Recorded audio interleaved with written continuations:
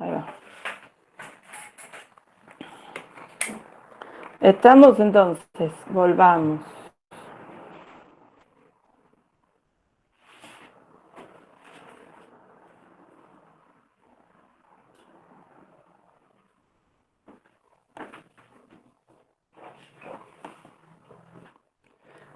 Acá me dice, tiene que existir algún R mayor que 0 para que mi conjunto quede totalmente contenido en un entorno con centro en 0 y radio R. Los entornos en el plano se veían como circunferencias. O sea, si yo puedo encontrar alguna circunferencia de centro lo suficientemente grande como para que contenga todo mi conjunto, ese conjunto es acotado. Y siempre que está en el origen, ¿no, profe? Siempre No. con centro en el origen, sí. Y el radio puede ser cualquiera, el que quieran.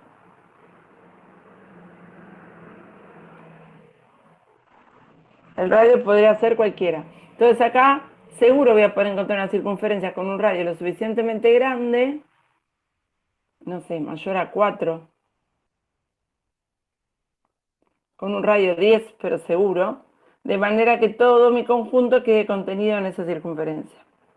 Así que nuestro conjunto S, como lo habíamos llamado, sería acotado. Profe, ¿y en qué caso no podría ser no acotado? Y ponerle que yo no hubiese tenido el menor igual a 4, el I menor que 4. Es para los conjuntos que tienden al infinito, puede ser. Claro, no es que tiene, bueno, el conjunto no tiene infinito, pero claro, que no tiene cota, justamente, ¿no? Si ustedes piensan en este conjunto, no tenía el I menor de 4, ¿no? Si mi conjunto hubiese sido este, por más que proponga cualquier radio, nunca voy a poder encerrar, siempre va a quedar parte del conjunto afuera. Entonces, este conjunto S es no acotado.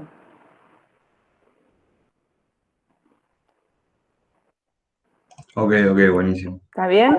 Porque siempre sigue, ¿no? Por más que proponga un R, R siempre tiene que ser un número finito. Cualquier R que proponga siempre me va a quedar parte del conjunto afuera. Bueno, y segunda definición, un conjunto es compacto si al mismo tiempo es cerrado y acotado. Si todo conjunto que es al mismo tiempo cerrado y acotado se conoce como conjunto compacto. En nuestro ejemplo, S es acotado, pero no es cerrado. Este S no era cerrado porque se acuerdan que el conjunto derivado, que era el conjunto de puntos de acumulación, no estaba contenido en mi conjunto S. Porque teníamos todos estos puntos que eran de acumulación, todos los que están sobre igual a 4, eran puntos de acumulación y no pertenecían al conjunto. Entonces este conjunto, como es no cerrado,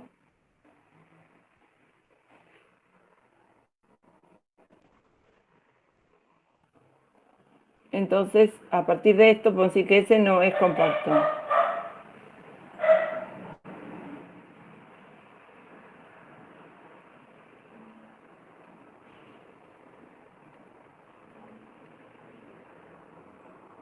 Este no es compacto. Si hubiese tenido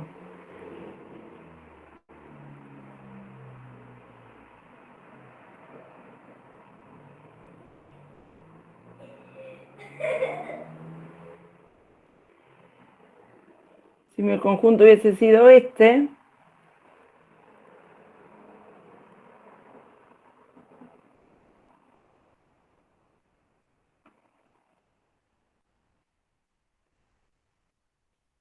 sí es cerrado y acotado,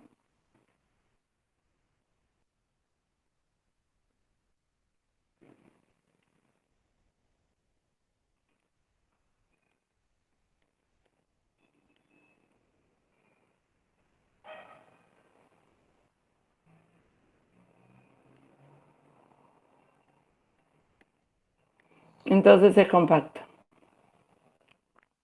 ¿Ok? Sí, Sí, profe. se entiende.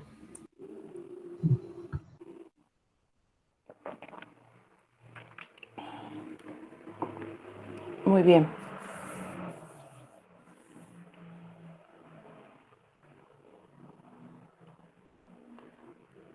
A ver, ¿qué más?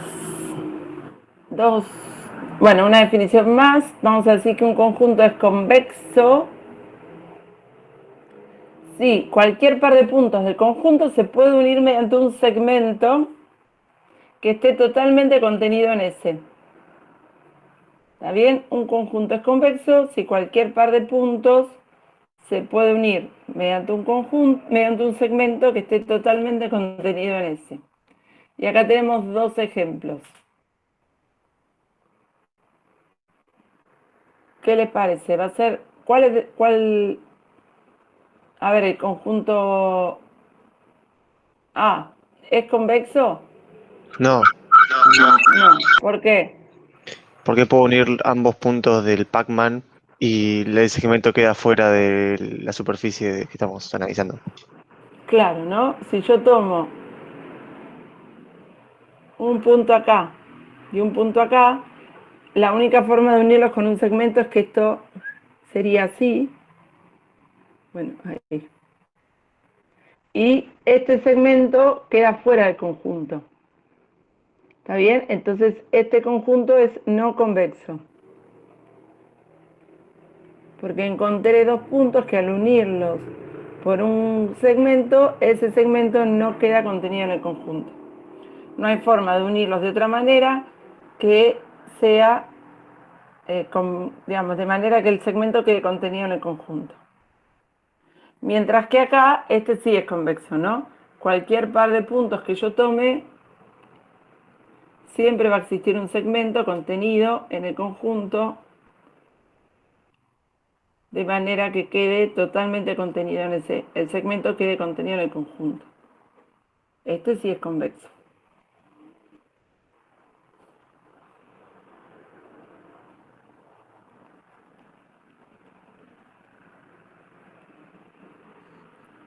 ¿Está bien? Para que sea convexo, cualquier par de puntos del conjunto, al unirlos, generan un segmento contenido en el conjunto.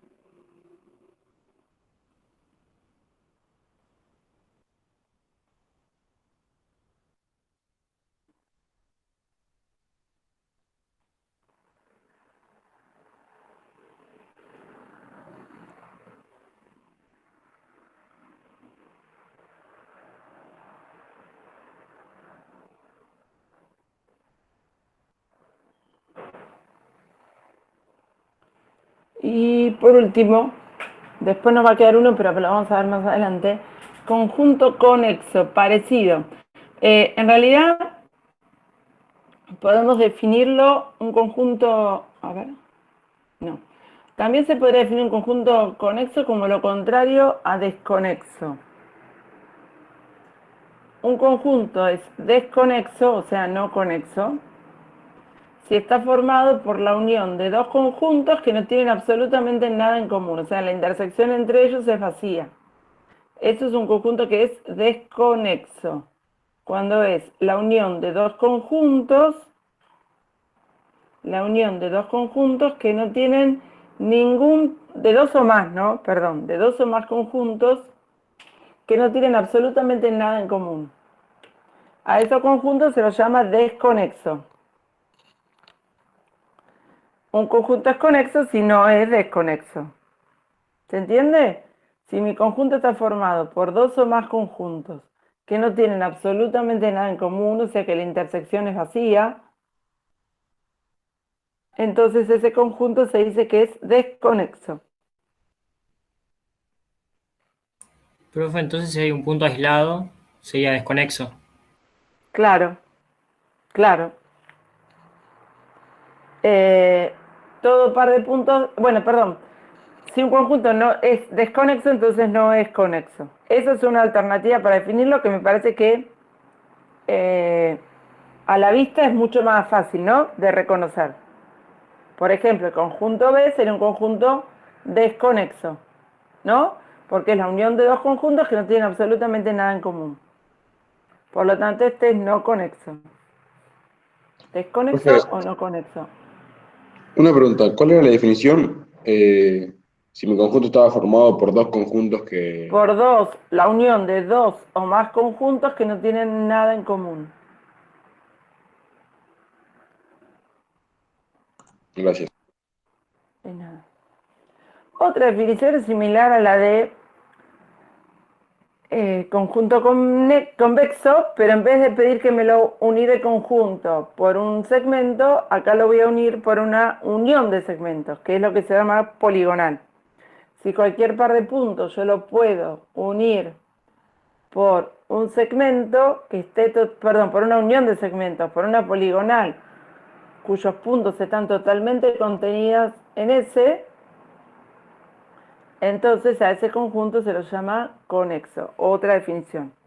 Nuestro conjunto Pacman no era convexo, porque si yo los unía, estos dos puntos, el segmento quedaba fuera. Pero si en lugar de un segmento tomo una poligonal, ahora este sí sería conexo. Porque encontré una poligonal que une esos dos puntos y está totalmente contenida en mi conjunto. Bien. En algunos casos también existe la posibilidad de que sea conexo por curva, que en lugar de unirlo por una poligonal, unimos los puntos por una curva contenida en el conjunto. Es otra alternativa. Así que este sí sería conexo.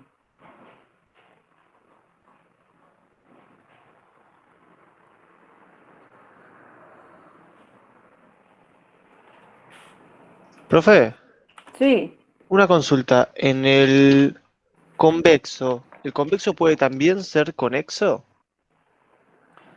y si es convexo, hay muchas chances de que sea conexo, ¿no? Si es Ah, ok. convexo va a ser conexo, pues si lo pudiste, todos los puntos los pudiste unir por un segmento, ahí tenés la poligonal, Bien.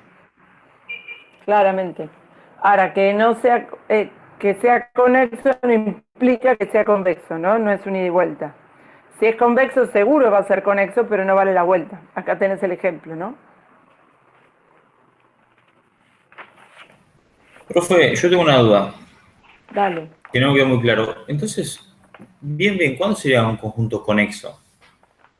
O sea, Cuando no es desconexo, o sí. bien cuando existe una poligonal con un número finito de lados que te permite unir cualquier par de puntos sin salirte del conjunto. ¿No podría darme un ejemplo con ¿Acá? números o algo así? No, pero es un conjunto. Ok. Es un Sí, sí, conjunto. sí. Este es un ejemplo. Estás hablando de un conjunto conexo, ¿no? Sí. Lo más fácil es que lo pienses así. No es unión de cosas que no tienen nada en común. Si vos no lo expresas como una unión de conjuntos que no tienen absolutamente nada en común, yo no puedo unir ningún punto de este conjunto con ninguno de estos sin que salirme del conjunto. Este seguro es desconexo. No hay forma de unirlos. Perfecto. Perfecto. Sí, sí, ¿Está ahí bien? entendí mucho Entonces más. Sí. pensalo por ahí, pensalo como lo contrario a desconexo. Y a lo visual me parece que es más claro. Dale, buenísimo. Muchas gracias. De nada. Bueno, con esto terminaríamos la parte de topología. ¿Sí? Habíamos definido conjunto abierto, cerrado. Bueno,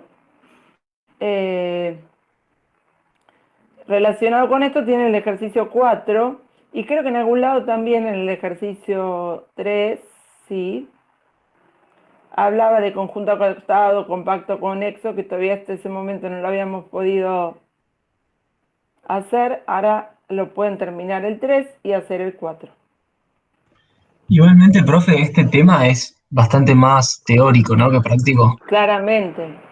Sí, lo que pasa es que ahora cuando empezamos a trabajar con límites, con derivadas, con curvas, van a aparecer estas palabras. Por eso es que al principio necesitamos definirlo para que cuando aparezcan después, ya más asociados quizás con práctica, sepamos de qué se trata, ¿no? Profe, ¿me Claro. puedes volver a repetir cuándo un conjunto es desconexo, que no me quedó claro? Cuando es unión de dos o más conjuntos que no tienen absolutamente nada en común. Sí, sí, eso lo noté, pero un ejemplo, porque no Ah, me... ¿de desconexo? Sí, El vos segundo, ahí dijiste lo que tenés escrito. Ahí tenés el el ejemplo B del dibujo. era desconexo. Claro, el B. Porque es la unión de dos conjuntos que no tienen nada en común.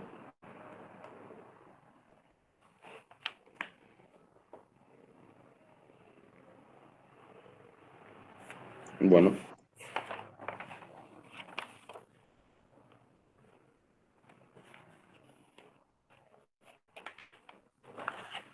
Bueno, preguntas hasta acá. Ahora nos vamos a meter ya en lo que tiene que ver con qué tipo de funciones vamos a trabajar. Así que cuéntenme si hasta acá hay alguna pregunta.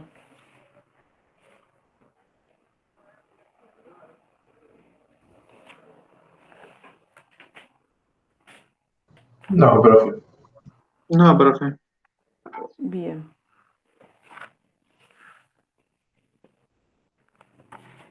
Profe, acá en el chat habían consultado. Ah, gracias, ahora lo miro.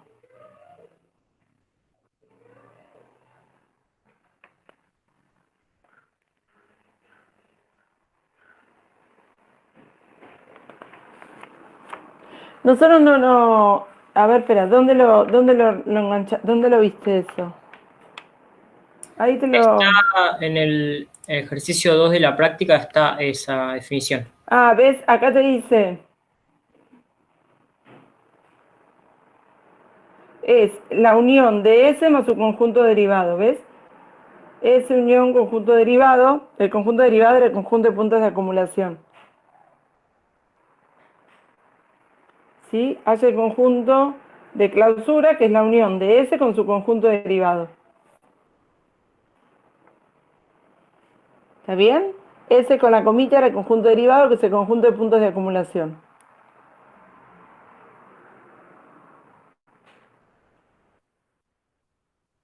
Profe, ¿y ese con el círculo de arriba qué era? Interiores. Gracias. ¿Alejo? ¿Sí?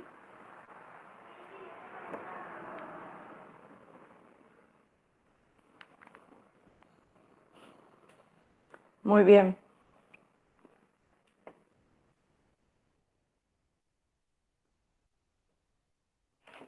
Bueno, vamos a empezar entonces a conocer con qué funciones vamos a trabajar. Recordemos, ¿a qué se llamaba función? Dos conjuntos, decíamos que f definía de A en B, es función si, solo si, a cada elemento de A le corresponde una y solo una imagen, ¿no? En B. Para que sea función, cada elemento del conjunto de partida le tiene que corresponder uno y solo uno en el conjunto de llegada. No me puede quedar nada suelto y no puedo tener elementos en A que tengan más de una imagen. ¿Sí? Esa era la definición de función. Todas las funciones con las que vamos a trabajar ahora, obviamente tienen que cumplir con esto. ¿Se acuerdan al momento de definir el dominio? A tenía que ver con ese conjunto dominio, ¿no?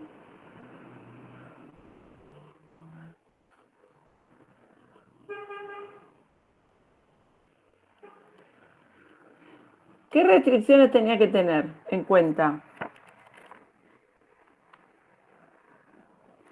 Y no depende de la función. En general, pregunto. ¿Qué cosas me tenía que fijar bien al momento de definir un dominio? ¿De qué me tenía que cuidar? ¿Para qué valores de X la función trabaja? No sé cómo explicarlo. Bueno, pero ¿qué cosas generaban alarme? Decían, acá tengo que restringir el dominio. El Los dominio. puntos vacíos, sí. Esperen, escuché denominadores. ¿Qué pasa con los denominadores? No pueden ser cero. Bien. Raíces negativas. Bien, entonces, primer... Logaritmos menores que 1. Eso, muy bien. Vamos a ir anotando.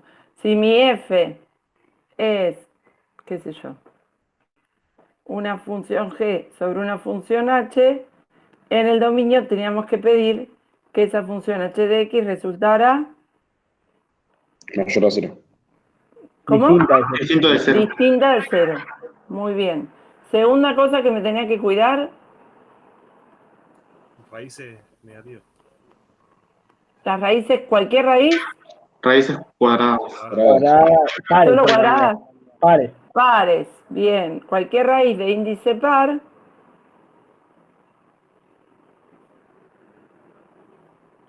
¿Qué le tenía que pedir a G? Sea positivo. Muy bien, mayor o igual, puede ser cero. Siempre y cuando no esté en el denominador, ¿no? Después se combinan. Y última, Los argumentos. No Las funciones entendí. logarítmicas. Ah, pero no de cualquier función, ¿no? No, Función sí. logarítmica.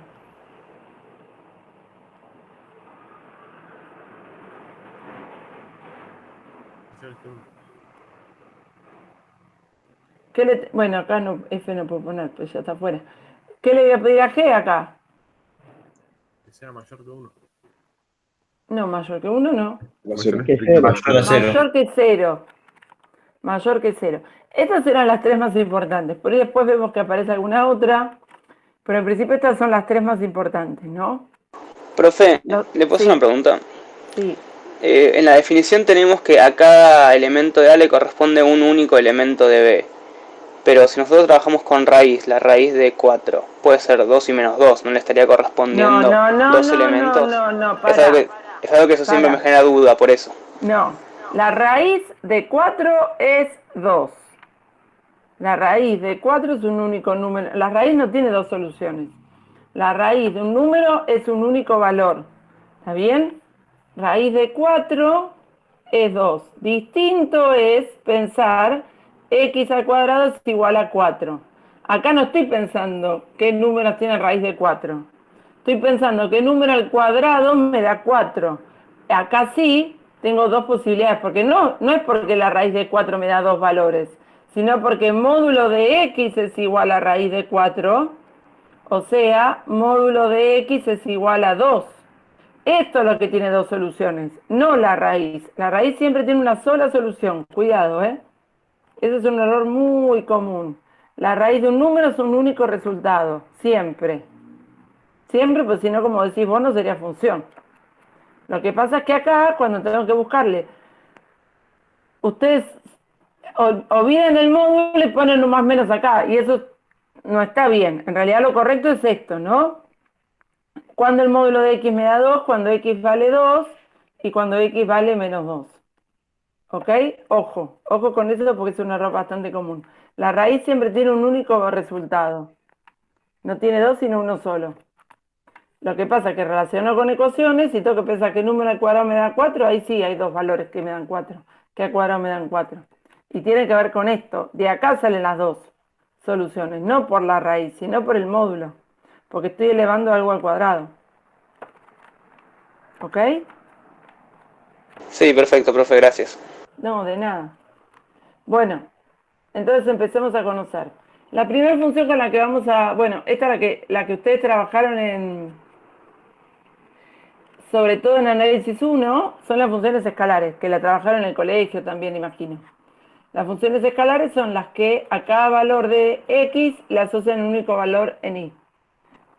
Acá toma la función, le asigna un número real,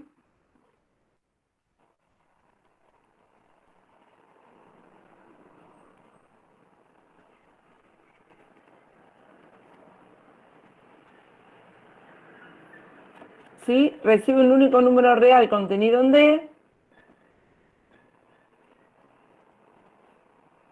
y devuelve también un número real. Para cada número real, devuelve un número real. ¿Sí? Asocia reales con reales. Pero lo que sucede es que con este tipo de funciones no me alcanza. Yo no puedo describir cualquier situación con este tipo de funciones. Esperen que quiero ver si ya empezamos con las otras. Sí. Si yo, por ejemplo, quisiera describir el movimiento de un móvil en el plano, quiero una función que para cada punto, para cada valor de t, ¿sí? Yo tengo un móvil. Este móvil se va moviendo en el plano, ¿no? Y describe algo así. Si yo quisiera saber para cada instante t, en qué punto está parado ese móvil, yo necesitaría una función que a cada valor de t le asignara ¿qué? Un valor de posición, un valor de X. Un valor de x no me alcanza, No, porque esta partícula está caminando por el plano. X y de Y. Claro, yo necesito una función posición, r de t, por ejemplo, que a cada valor de t que le va a tener que asignar. Un punto coordenado. Un punto coordenado, o sea, x en función de t para ese instante t, y cuál es la coordenada ahí del punto para ese instante t. O sea que a cada valor de t le va a asociar un vector. Ya me escapé, ya no la puedo definir como función escalar, porque a cada valor de x le asocio un único valor de y, y acá, a cada valor de t le estoy asignando un par ordenado. Entonces, con las funciones escalares no me alcanzó, y apareció otro tipo de función, que recibe un número real, que en este caso es el tiempo, y lo que devuelve ya dejó de ser un número para pasar a ser un vector. A este tipo de funciones se las conoce como función vectorial. Asocia a los números reales, le va a asociar un vector.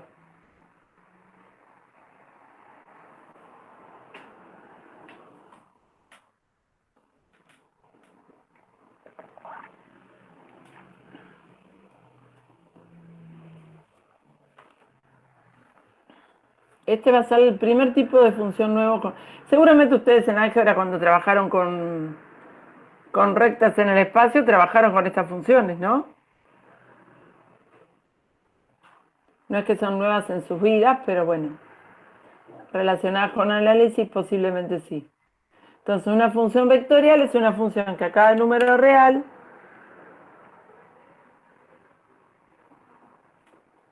le asocia un vector.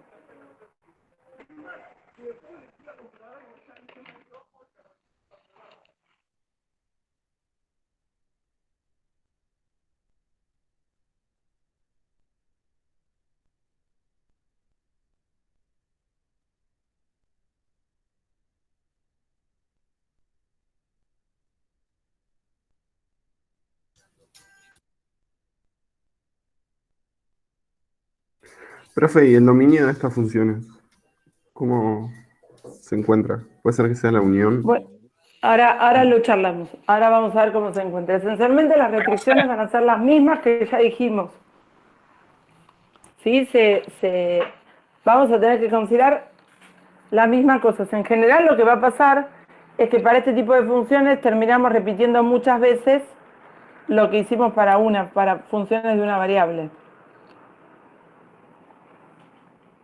Profe, una pregunta. Sí. El E sub j que aparece a la derecha del todo, ¿qué sería? ¿El versor, una cosa así? Claro, el versor canónico. ¿Te acordás que vos,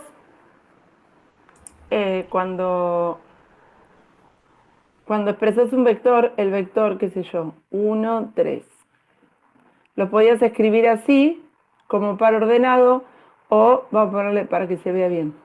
2 versor i más 3 versor j. Sí, sí. Bueno, lo que pasa es que esto me sirve hasta 3 dimensiones, ¿no?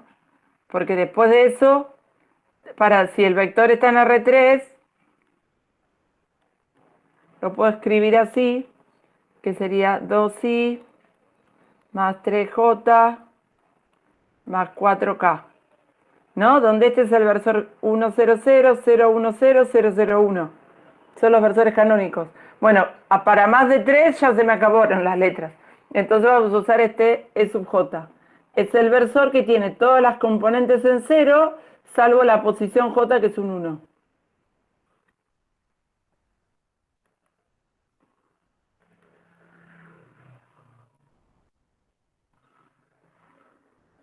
Bueno, entonces, las funciones vectoriales son funciones que a cada número real contenido en D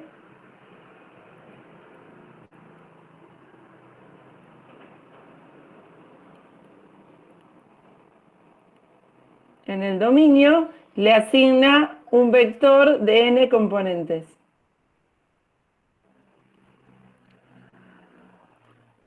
Por ejemplo, la función que describe el movimiento de un móvil en el plano, en el espacio.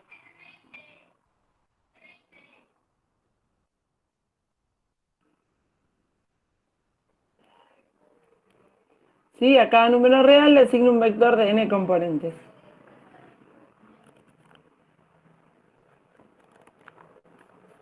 Como ejemplo, la función que describe el movimiento de un móvil en el espacio o en el plano. O la ecuación de una recta en el espacio, ¿no? Que ustedes la vieron en álgebra. Ese sería un ejemplo de función vectorial.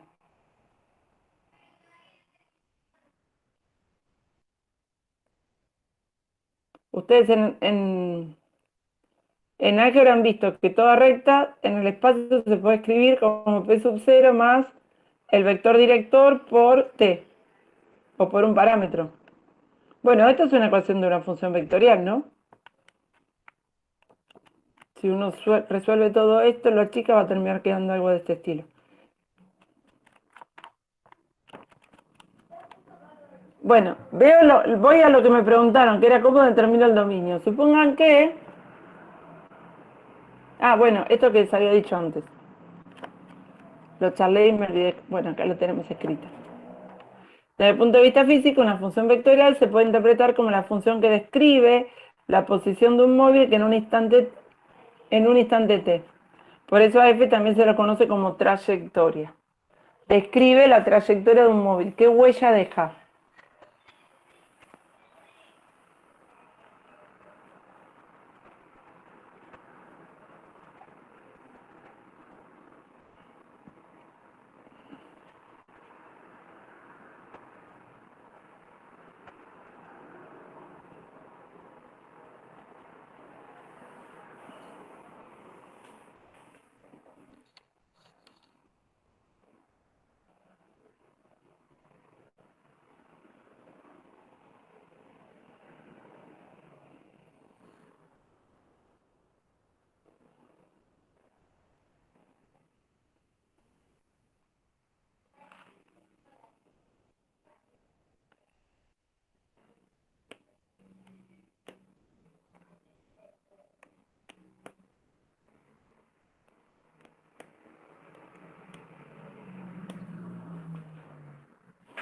Bueno.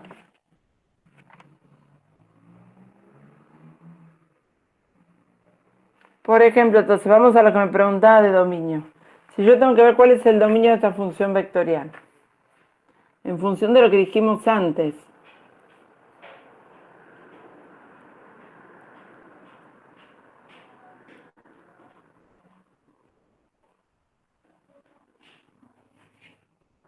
¿Qué tengo que tener en cuenta? A ver, vamos a mencionar todas las cosas a tener en cuenta. Después lo vamos a escribir de forma más compacta, ¿no? Porque así es como medio...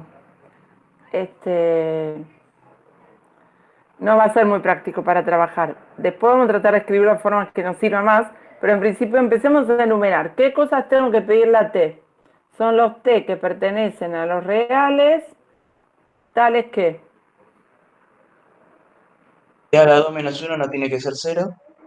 Sí. Muy bien, 2 t menos cuadrado menos 1 tiene que ser distinto de 0. Perfecto. ¿Qué más? 2 menos t tiene que ser mayor a 0 ¿Mayor o igual? o igual. Muy bien. Y t mayor a 0.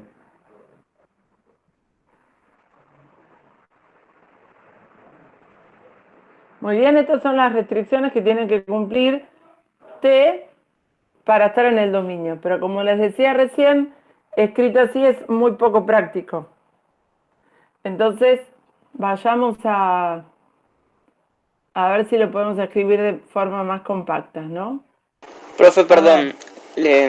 Sí. Las restricciones que nos pueden surgir del primer término, si se quiere, 1 sobre t al cuadrado menos 1, también van a restringir el del segundo y el del tercero. Claro, porque todo esto se tiene que cumplir al mismo tiempo. Claro. Ok, perfecto.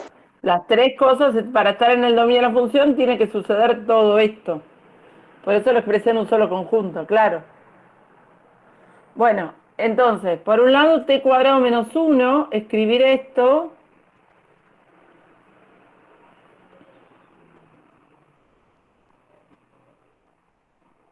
Es equivalente a pedir que el módulo de t resulte distinto de 1, ¿no? O sea, t distinto de 1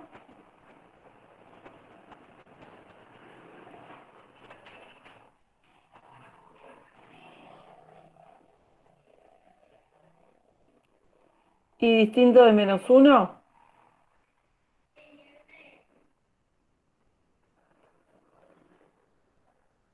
Así que en principio sería todo menos esos dos puntos.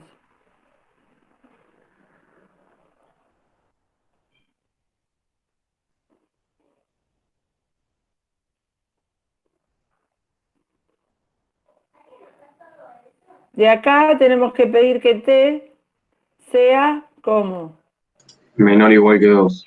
Menor o igual a 2. eso.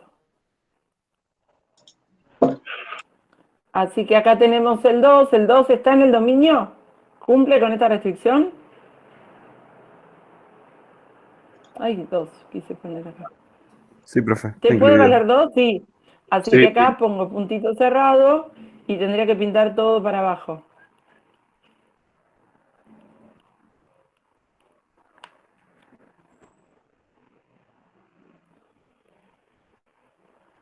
Y me está faltando una. A ver si este parece bien. Bueno, acá no tengo nada que decir, t mayor que 0. Así que acá tengo el 0 en el medio. T no puede valer 0 porque es mayor estricto. Y tendríamos que pintar todo para acá. O sea, que en resumen,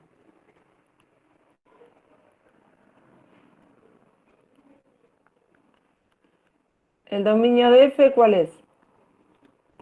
De 0 a 2 menos el 1. Y 0 abierto y 2 cerrado. Muy bien, el intervalo abierto en 0, bien, cerrado en 2, menos el 1. Ahí, perfecto. Este sería el dominio de esta función vectorial. Ven que en principio es lo mismo que hicimos en una variable. No cambia en nada.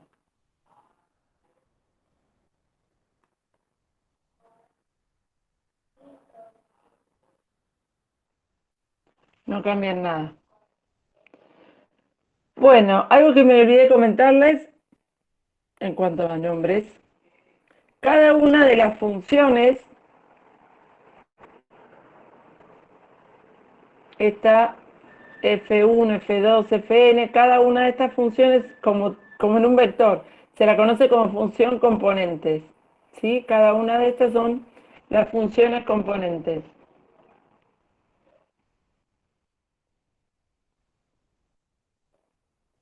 Y son funciones escalares, funciones de análisis 1 son esas funciones. ¿Sí? Cada una de estas funciones es una función de una variable, como las que ustedes trabajaron en análisis 1.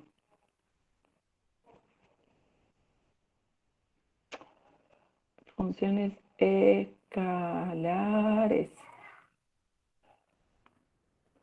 Bueno, si ustedes se fijan, y acá voy a lo que me habían preguntado antes, ese t cuadrado menos 1, que nosotros pedimos como primer restricción, que t cuadrado menos 1 sea distinto de 0, ¿con qué tenía que ver esta restricción? ¿De dónde salió?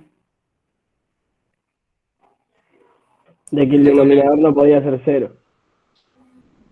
¿De quién? De X.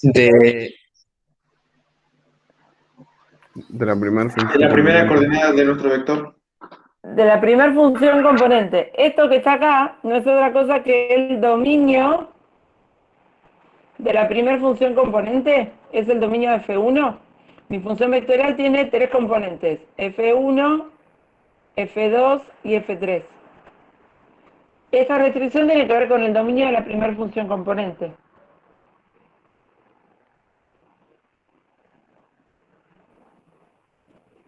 Esta restricción que mencionamos acá, ¿con qué tiene que ver? ¿Por qué la pusimos?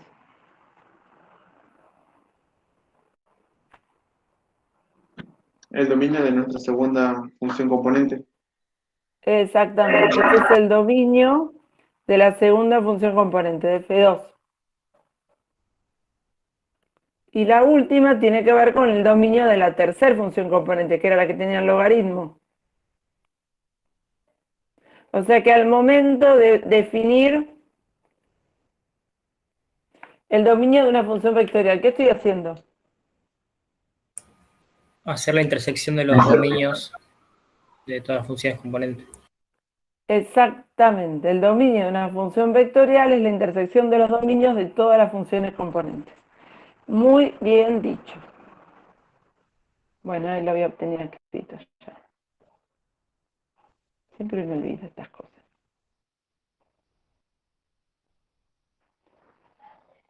¿No lo escribí acá? Ah, sí, acá abajo estaba escrito. Esperen un minuto, que lo vamos a correr un poco.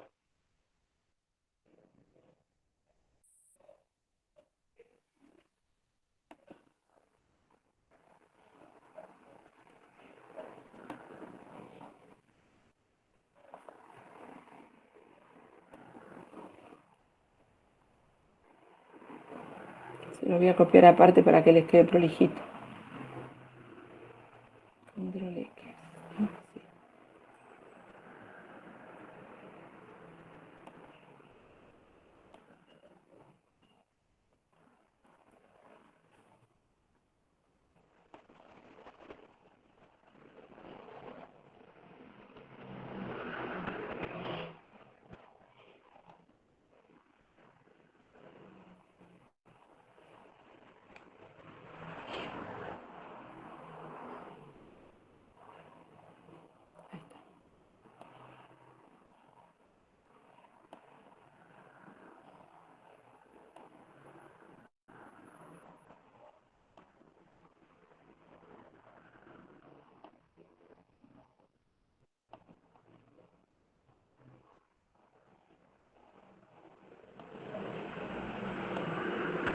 Entonces, como propiedad, si yo tengo una función vectorial,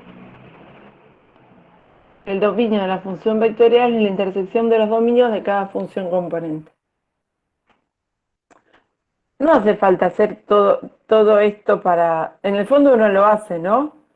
Esto es más que nada título informativo. Nosotros pudimos calcular el dominio como lo hicimos sin tener en cuenta este es el dominio de F1, nada. Miramos todas las restricciones que tendría que cumplir y buscamos ahí reducirlo a forma de intervalo. ¿Ok? Pero...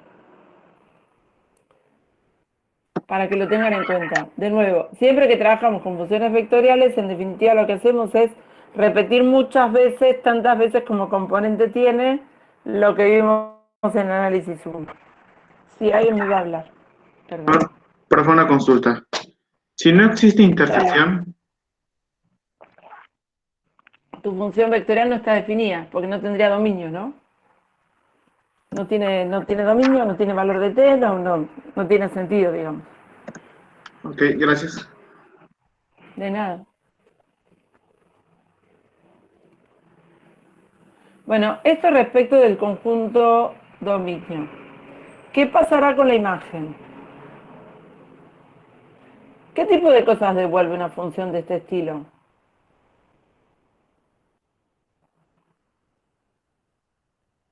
Una superficie o... depende del dominio, ¿no? Sí, hablemos de objeto, después superficie no, porque lo que te devuelve, tenés un único parámetro, ¿no? Todo tiene, va a estar en términos de t, o sea que... Espera que me escribieron en el chat. Va a ser algo de una dimensión seguro. Coordenadas tienen restricción t mayor que 2 y la segunda... No, eso es lo que mencionábamos recién. Si t es mayor... si hay dos restricciones que se contraponen, tu función vectorial no va a estar definida porque no tiene dominio. Ya está. Conjunto de dominio es el conjunto vacío y no tiene sentido la función. No se puede pensar, profe, como los que, no sé, en este caso sería de menos infinito a cero, con los de 2 a más infinito. Podría pensarse No, haciendo. porque las restricciones para una t tiene que ser mayor que 2, me dicen acá. Y en la segunda t tiene que ser mayor que 0. Si vos tomas un t mayor que 2, no está en el dominio de la segunda componente. Y si tomas un t menor que 0, no está en el dominio de la primera. Entonces, en realidad, no está en el dominio de la función. No tiene dominio de la función, es un conjunto vacío. Claro, está bien. Bueno, y vamos a la imagen. Este tipo de funciones, si yo le doy valores a t, lo que devuelve son vectores. ¿Sí? Entonces, el conjunto de imagen van a ser puntos en el plano, puntos en el espacio, pero son puntos. Si yo junto todos esos puntos, lo que van a definir es una curva. Siempre y cuando lo que me piden es f tiene que tener componentes continuas, con lo que yo sé de funciones continuas de análisis 1, en un intervalo i. O sea, el dominio de i tiene que ser un conjunto conexo, ¿no? El dominio de la función vectorial tiene que ser un conjunto conexo. Esto quiere decir un intervalo. No acepto, para que el conjunto imagen se defina como curva, si no es la imagen, pero no es una curva. Para que yo pueda decir que el conjunto imagen de la función vectorial es una curva, la función tiene que tener componentes continuas en un intervalo, o sea, en un conjunto conexo. El dominio que teníamos nosotros antes, este que encontramos recién, que eran de 0 a 2 menos el 1, ¿era un conjunto conexo? No. O Este intervalito que nosotros mencionamos antes. No, porque si pasaba justo por el 1,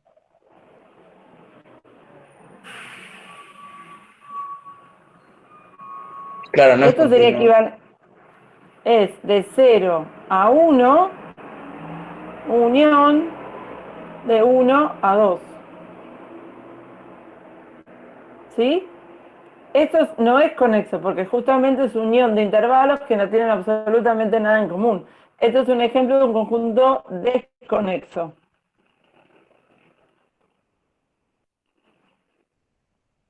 No tiene nada en común, porque el 1 no está contenido en ninguno de los dos, ¿no? Entonces la imagen de la función de arriba no podemos definirla como curva. Profe, Sí. ahí dejó el 2 en paréntesis y no corchete por alguna razón. Porque me equivoqué. Ah, No, ok. porque me equivoqué. Ahí. Entonces, si la función vectorial tiene componentes continuos en un intervalo, yo necesito que sea uno solo el intervalo, no unión de intervalos, porque si no sería desconexo, ¿sí? En un intervalo, su conjunto imagen define una curva.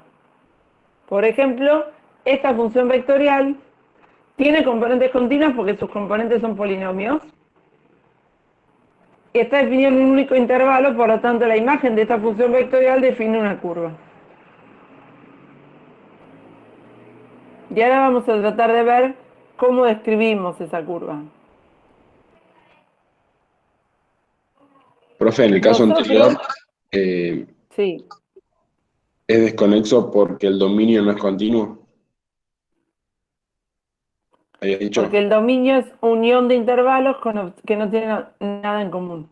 Claro, Yo gracias. necesitaría que sea un solo intervalo. Sí, Por eso dice continuas en un intervalo. Esto no es un intervalo, esto es una unión de intervalos. claro. Bueno, ¿cómo hacemos para ver qué tipo de curva es esta?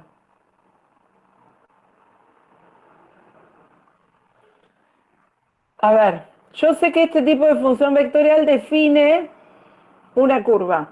Yo estoy queriendo saber cuál es la imagen y qué es lo que devuelve esta función vectorial. Si yo le doy valores a t, lo que devuelve esta función vectorial es un vector xy. Para cada valor de t devuelve un vector de dos componentes y me va a dar un punto en el plano. ¿Se ve? Yo lo que estoy queriendo saber es qué tipo de cosas son esos puntos. Entonces, una alternativa es pensar, ¿quién es x en términos de t? Decir esto sería equivalente a decir que x es t y que y es t cuadrado, ¿no?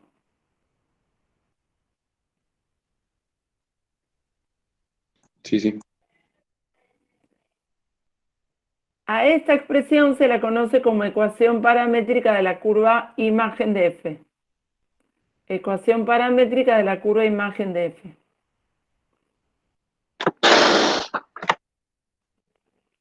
A partir de la ecuación paramétrica lo que uno puede ver es que hay cierta relación entre el x y el y. Que las coordenadas x y de los puntos que están en la imagen no son aleatorias, tienen relación entre el x y el y. ¿Qué relación hay? Y que y es x al cuadrado, ¿o no?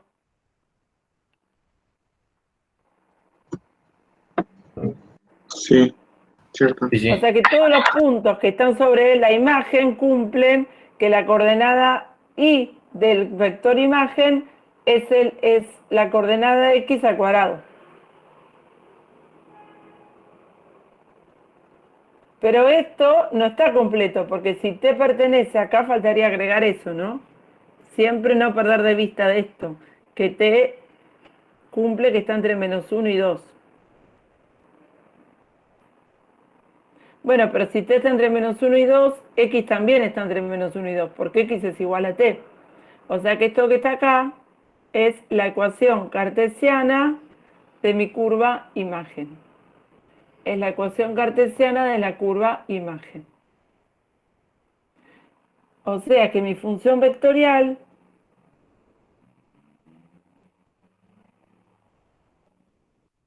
a cada punto t en el intervalo -1, 2, a cada t en este intervalo le va a asociar un punto sobre la curva. Este es el efecto que tiene la función vectorial f. Asocia puntos en la recta, puntos en el plano, en este caso podría ser también en el espacio.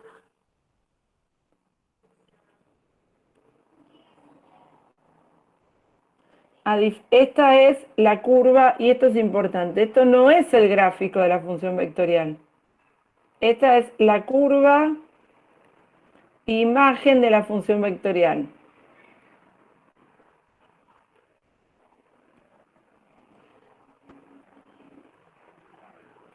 El problema que tienen las funciones vectoriales es que yo no puedo ver la relación entre el t del dominio con su punto en la imagen. Porque no puedo graficar todo en un mismo par de ejes, ¿no? Yo puedo graficar el dominio por un lado, la imagen por el otro, pero no tengo, salvo que la busque específicamente, cuánto vale t en 0 y lo busque. Cuánto vale t en 1, eso lo puedo ir buscando. Pero así directamente no lo veo. O sea que la función vectorial uno no puede ver el gráfico de la función vectorial. No se puede graficar. Lo que uno puede ver es la imagen. Por eso decimos que acá lo que vemos es la trayectoria, porque yo en el fondo no puedo saber en qué instante estaba en cada punto, salvo que lo busque específicamente. Pero si miro la curva imagen, yo sé que por acá caminó.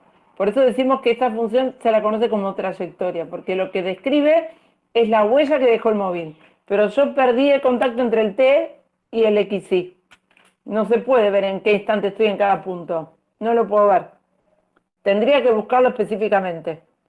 Pero a diferencia de lo que nos pasaba en funciones escalares, donde si yo tenía que graficar la función f de x igual a, qué sé yo, raíz de x.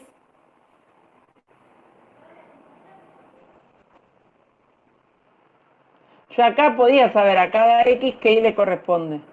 Por eso esto era el gráfico de la función escalar. Yo sé que a x4 le corresponde el igual 2. A cada x puedo saber qué y le corresponde. Acá no tengo la relación a cada t qué x y le corresponde. La tengo que buscar específicamente, no la puedo ver. Por eso es que no se puede observar el gráfico. Uno lo que ve es la imagen de la función vectorial, no el gráfico de la función vectorial. ¿Está?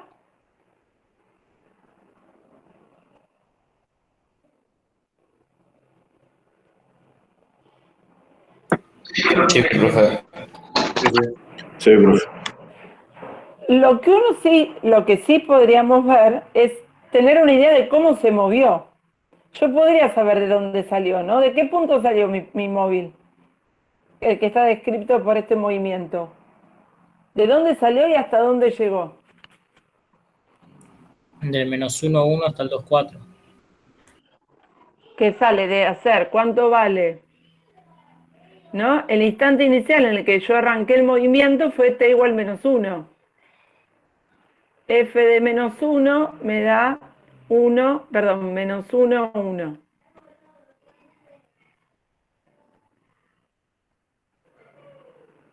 Y f de 2 es 2, 4. O sea que el movimiento arrancó en este punto. Este es el punto inicial. De acá salí. Y llegué hasta acá arriba, que es el punto final. O sea que yo no sé cómo se grafica, no veo la gráfica, no sé para cada valor de t en qué punto estoy, pero yo sé que el camino que hice fue este. La curva, la partícula caminó de este punto inicial a este punto final. Lo que podemos ver es la orientación del movimiento. No sé en qué punto estoy en cada instante, pero sí sé cómo se movió. O sea que la función vectorial no solo va a describir la curva imagen, también me da una idea de cómo me muevo sobre la curva imagen. Nosotros por ahí ahora no vamos a trabajar tanto con esto, pero sí cuando lleguemos a después del parcial nos vamos a meter de lleno a trabajar con curvas y acá el ver cómo camino por una curva va a ser esencial. Entonces, lo defino en general. Ah, no lo puse acá. Bueno, no lo defino, pero lo vamos a ver igual más adelante. La función vectorial no solo define la curva, sino que también me da un sentido de recorrido de la curva, que es el que va de f de -1 a f de 2.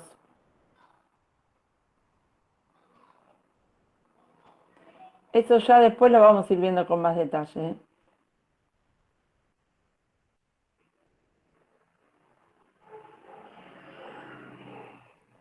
Por ahora las estamos conociendo nada más.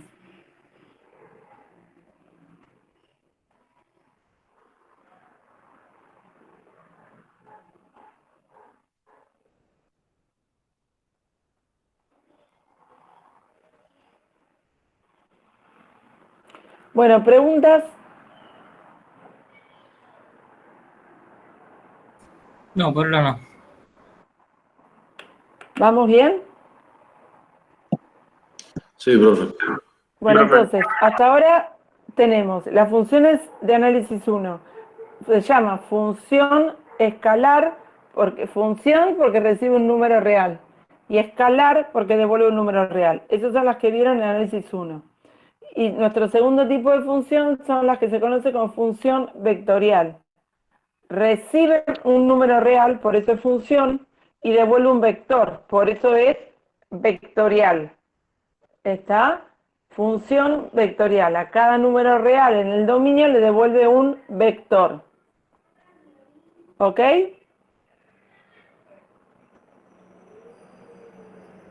Ok, profe.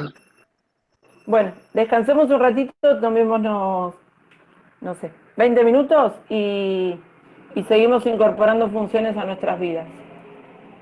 Ok, profe, entonces a las 10 volvemos, ¿no? Tal cual, sí. Buenísimo, profe. Buenísimo, profe. Descansen un poquito.